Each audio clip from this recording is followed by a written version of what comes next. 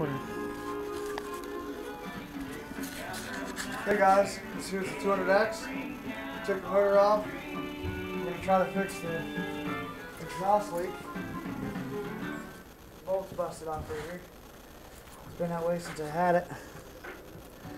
Hey Terry, now we're actually do something about it. I'm going to try to fix it. Very simple to take out. Couple bolts. Oh crud, you can tell I'm going to wash it all the time.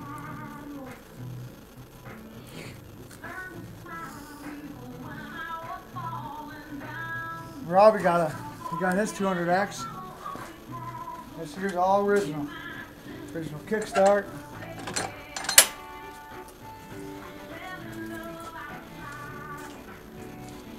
Traded his dirt bike.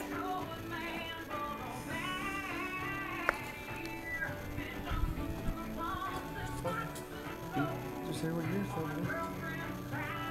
It's an 85. It's a 1985 200X. This is the 250 order bracket. You can tell pretty much everything's the same besides the motor and mine. We'll get videos of it riding. Everything, so.